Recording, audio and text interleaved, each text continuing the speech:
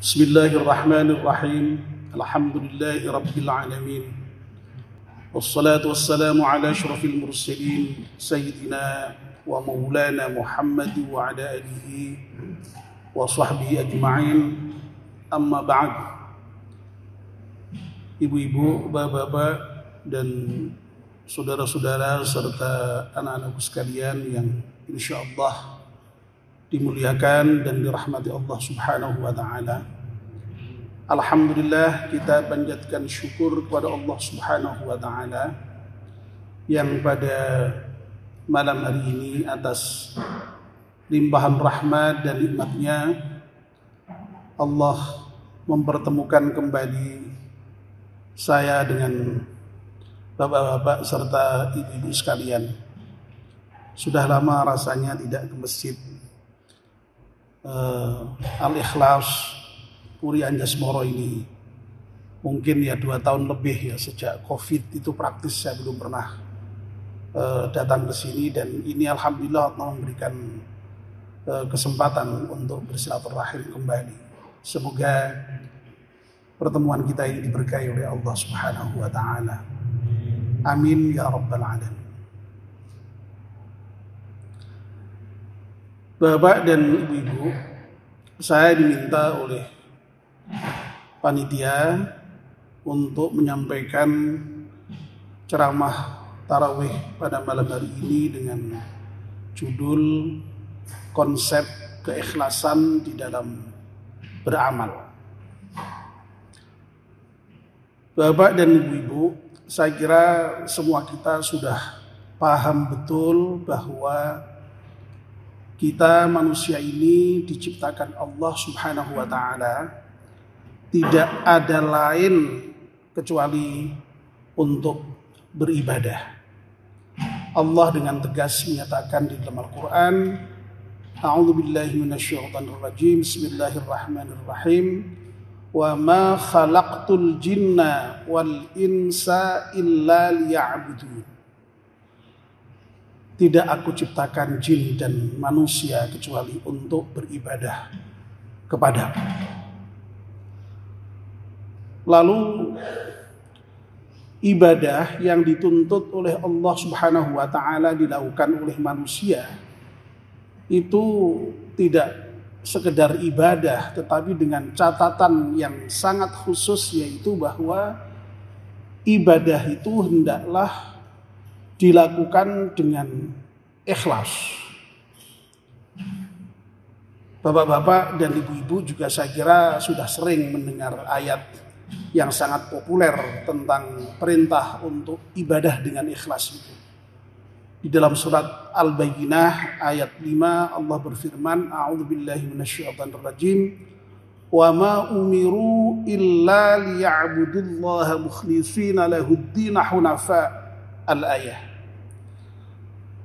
Aku tidak memerintahkan, mereka itu tidak aku perintahkan kecuali untuk beribadah kepada Allah dengan memurnikan niat kepadanya saja dalam menjalani agama dengan lurus.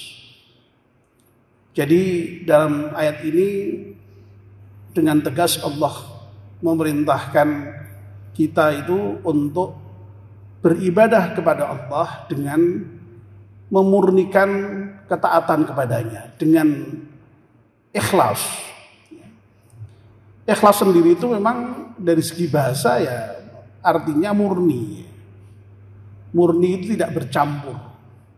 Kalau ibadah itu kita tujukan kepada Allah, tidak boleh disertai dengan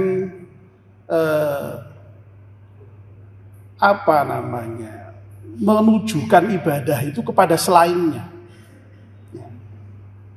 Itulah sebabnya makanya kalau kita melafalkan niat di dalam ibadah-ibadah kita itu selalu itu kita eksplisitkan apa yang kita lakukan itu, amal kita itu ya untuk Allah, karena Allah. Wudu misalnya ya, kalau niatnya itu dilafalkan, memang niat tidak harus dilafalkan, tapi kalau dilafalkan niatnya nawaitul wudu'a li raf'il hadatsil ashghari sunnatan. Yang terakhir apa? Lillahi ta'ala. Untuk Allah. Salat juga begitu. Ya.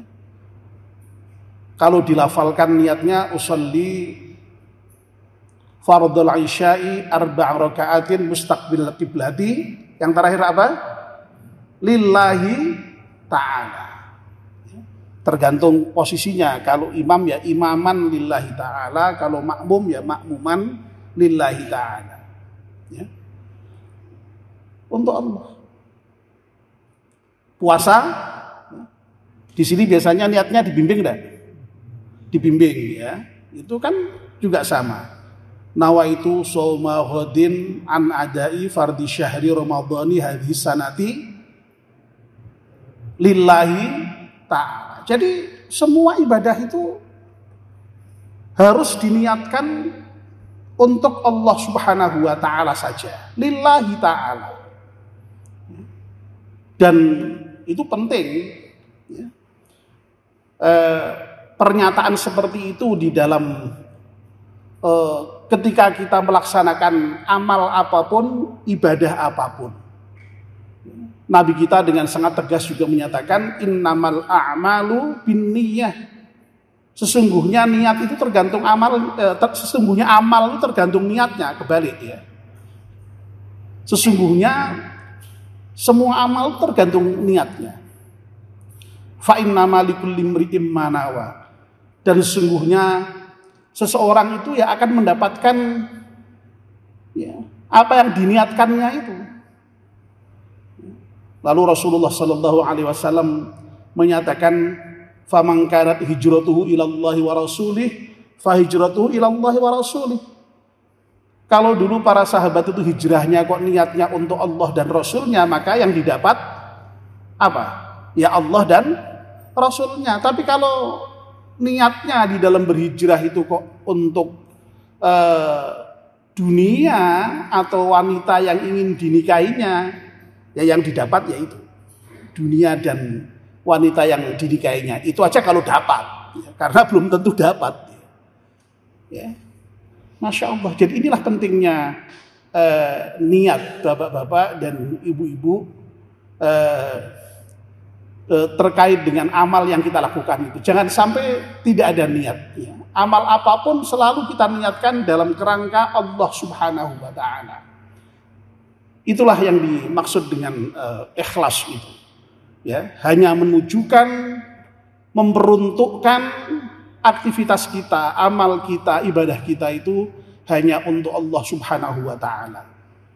Nah, kalau kemudian dicampuri dengan tujuan-tujuan yang lain, nah itu tidak bisa disebut sebagai ikhlas. Makanya hati-hati.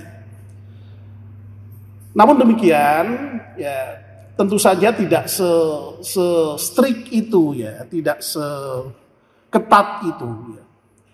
Para ulama itu pada umumnya membuat semacam apa ya, maratibul ikhlas begitu, tingkat-tingkat ikhlas itu.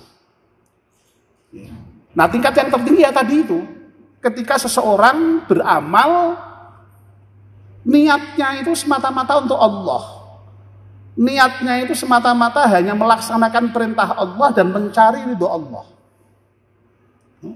Jadi kalau kita misalnya ke masjid seperti ini, ya, ini niatnya ketika kita kemudian sholat tadi itu, ya, usolli fardul isya'i atau usolli sunnat tarawihi atau nanti usolli sunnat al-witri, ya, atau juga misalnya sekarang ini mendengarkan pengajian, ya, itu semuanya harus di dalam kerangka ini semata-mata melaksanakan perintah Allah, titik. Sudah tidak ada embel-embelnya apapun. Dan itu dalam rangka untuk mencari ridho Allah. Ya. Itu yang paling tinggi itu, ya, kalau bisa seperti itu. Nah, tingkatan yang kedua itu tingkatan yang ya tetap niat untuk Allah, tapi kemudian masih diikuti dengan kepentingan kita dalam kaitannya dengan kehidupan di akhirat. Jadi misalnya kita ini sholat dengan harapan supaya ya Allah saya tak sholat supaya nanti besok saya masuk surga. Ya Allah saya sholat nanti hindarkan saya masuk kok masuk lagi. Hindarkan saya dari siksa neraka. Ya. Nah itu masih boleh, itu masih ikhlas juga itu. Nah kalau yang pertama tadi itu tidak peduli itu, persoalan surga neraka itu sudah dipikirkan. Jadi tidak mengharap apa namanya upah sama sekali boleh dikatakan itu. Bekerja serah mikir upah. Kira-kira begitu. Yang pertama tadi itu ya. Semata-mata karena Allah mencari ridho Allah. Yang penting Allah ridho dengan kita itu sudah puas kita. Dan itulah kepuasan yang tertinggi sebenarnya. Ketika Allah itu ridho dengan kita itu. Tetapi kita ini ya memang orang yang biasa-biasa sehingga kemudian lalu ya ketika beribadah, ketika beramal itu ya tadi itu masih mengharap surga, ya, berharap terhindar dari neraka. Itu masih ikhlas juga itu. Ya. Karena apa? Memang ya itu pun masih di dalam kerangka Allah. Memang Allah sendiri itu ya ketika memerintahkan kita sholat ya dengan ngiming-ngimingi surga kok. Ya. Coba misalnya dalam surat Al-Mu'minun itu kan begitu disampaikan ya. Qad aflahal mu'minun alladzina hum fi shalatihim khashi'un dan seterusnya itu. Yang terakhir apa? Ulaika humul warithun alladzina yarithunal firdausa hum fiha khalidun. Jadi orang-orang itu kalau dia memenuhi kualifikasi sebagai seorang mukmin yang sejati, ya, orang yang sholatnya khusyuk, orang yang sholatnya dijaga, yang menjaga kehormatannya, yang menjaga janji, ya, itu oleh Allah diberi balasan berupa surga, firdaus bahkan. Ya. Loh ini kan luar biasa. Jadi tidak salah kalau kita itu memang sholat lalu kemudian mengharapkan surga itu. Ya. Jadi boleh ya masih dalam kategori ikhlas kalau kita beramal kok mengharapkan surga terhindar dari neraka itu masih dalam kualifikasi ikhlas. Kita berharap dengan sholat itu terhindar dari neraka. Loh Allah sendiri memang mengatakan begitu kok. Ya. Di antara penyebab orang masuk neraka itu karena tidak sholat. Ya. Di dalam Al-Quran itu diinformasikan ya bahwa nanti di surga itu orang itu saling berdialog. Fi jannati yatasaalun 'anil mujrimin ma salakum fi saqar qalu lam naku minal musallin dan seterusnya. Ya. Jadi ketika di surga itu di antara ahli surga kemudian melihat orang yang baru datang masuk surganya belakangan gitu ya. Padahal yang lainnya tadi sudah lama di surga. Ditanyalah orang yang baru datang itu. Lu mas kok lagi ketok ya? Iki ora ono. Iya, ndak aku iki dadak mampir ning neraka sakor dhisik. Nah, memang konsep Islam itu kan begitu ya. Orang itu nanti di akhirat itu kan ditimbang amalnya, kalau amalnya baik, semuanya timbangannya berat amalnya langsung masuk surga. Ya. Tapi kalau amal buruknya itu banyak, ya kudu mengalami beri hukuman dulu di neraka. Nah, termasuk orang-orang yang tidak sholat itu harus merasakan beratnya neraka sakor itu. Nah terus ditanya dulu, apa kamu kok dadak mampir ke neraka sakor itu? Jawabannya apa? Qalu lam naku minal musallin. Ya, aku ini memang dulu waktu di dunia tidak sholat. Walam naku nut'imul miskin. Ya, aku dulu itu waktu di dunia tidak memberikan makan kepada fakir miskin, dan seterusnya dan seterusnya. Jadi poinnya itu sekali lagi, kalau kita sholat kok kepengen dihindarkan dari neraka itu benar. Ya memang kesannya itu lalu seakan-akan kita itu ketika ibadah itu kok lalu mengharapkan upah begitu. Ya tidak salah, tapi itu wong kita kerja mengharapkan upah kan ya boleh memang.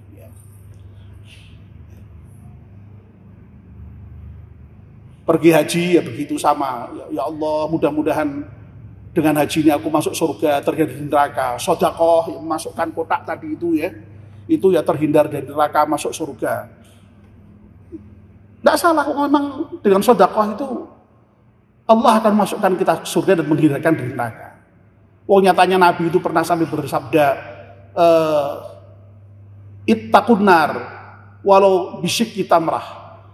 Hendaknya kalian itu takut dengan neraka meskipun hanya dengan bersedekah sebiji kurma. Dengan sebiji kurma aja itu boleh kok berharap untuk terhindar dari neraka.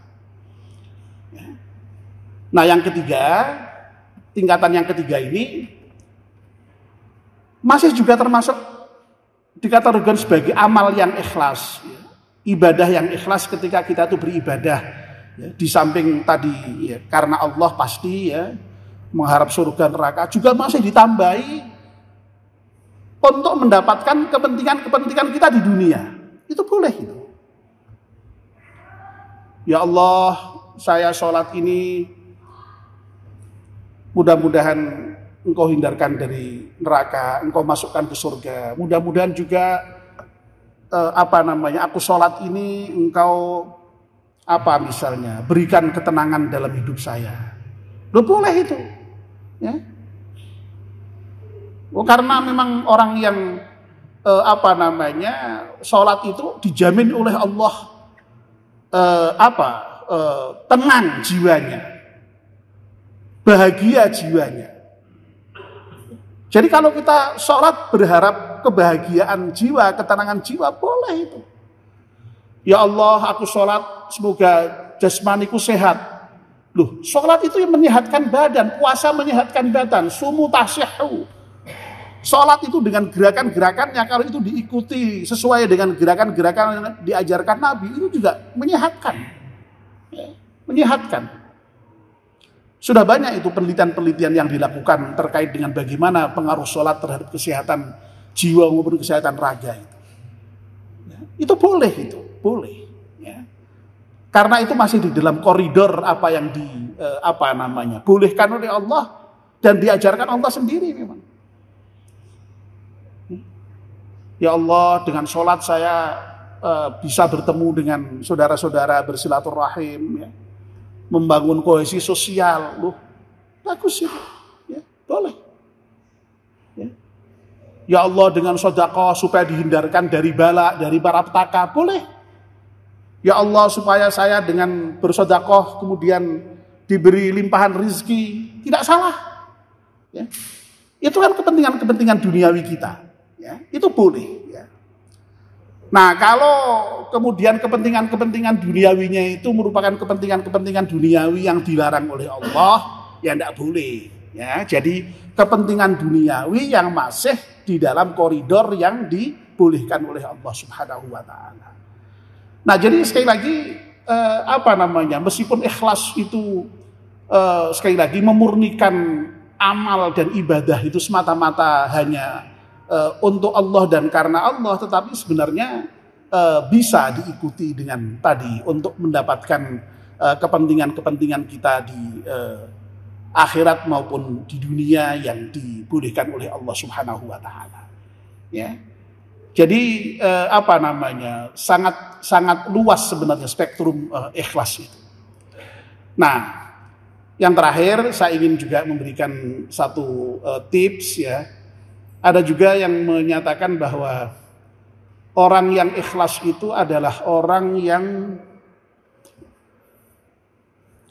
bisa menyembunyikan kebaikannya, sebagaimana orang yang tidak baik itu menyembunyikan keburukannya. Masya Allah ya. Al-mukhlis huwa man yaktumu hasanatihi kama yaktumul musyi sayyiatihi. Jadi orang itu kalau berbuat jahat, biasanya kan kejahatannya itu ditutupi, ya. Sedemikian rupa jangan sampai diketahui orang lain. Nah, orang kalau mau ikhlas ya begitu, ya. Kalau bisa itu ditutupi juga, jangan sampai diketahui orang lain juga, disembunyikan. Makanya gambaran orang ikhlas itu kan di dalam satu hadis ibarat orang yang ketika tangannya memberi, itu tangan kirinya tidak tahu, ya. Ya, ini ya simbolik ya, bukan kok lalu kemudian begini itu enggak ya. Maksudnya itu ya, jadi apa? Disembunyikan itu tidak tahu. Ya, itu sebabnya makanya kita dilarang riya. Riya itu memamerkan, ya. Memamerkan amal kita, memamerkan perbuatan kita, supaya dilihat orang, supaya mendapatkan pujian orang. Nah itu yang tidak boleh. Itulah lawan dari ikhlas itu. Ya. Jadi kalau orang riya itu sekali lagi dari kata-kata ro'a itu kan melihat, lah memperlihatkan amalnya supaya apa? Supaya dilihat orang, supaya dipuji orang. Kalau kemudian tidak dilihat orang, kecewa dia, tidak dipuji orang, kecewa dia. Ya. Nah ukurannya orang itu ikhlas dan tidak ikhlas itu, apakah kemudian ketika kita beribadah itu tidak mendapatkan pujian orang itu menjadi melokro ndak ibadah kita itu. Nah kalau kita itu dalam keadaan tidak dilihat orang, dalam keadaan tidak dipuji orang sekalipun kita masih tetap baik di dalam beribadah, mudah-mudahan itu sebagai tanda bahwa kita menjadi orang yang ikhlas. Amin ya rabbal alamin. Dan mudah-mudahan kita semua ini oleh Allah dijadikan sebagai orang yang ahli ibadah, ahli beramal, tapi tidak hanya sekedar ahli ibadah, tidak ahli beramal, ahli ibadah dan ahli beramal yang ikhlas, yang semata-mata karena Allah Subhanahu wa taala. Amin ya rabbal alamin. Demikian yang bisa saya sampaikan pada malam hari ini, kurang lebih mohon maaf. Wassalamualaikum warahmatullahi wabarakatuh.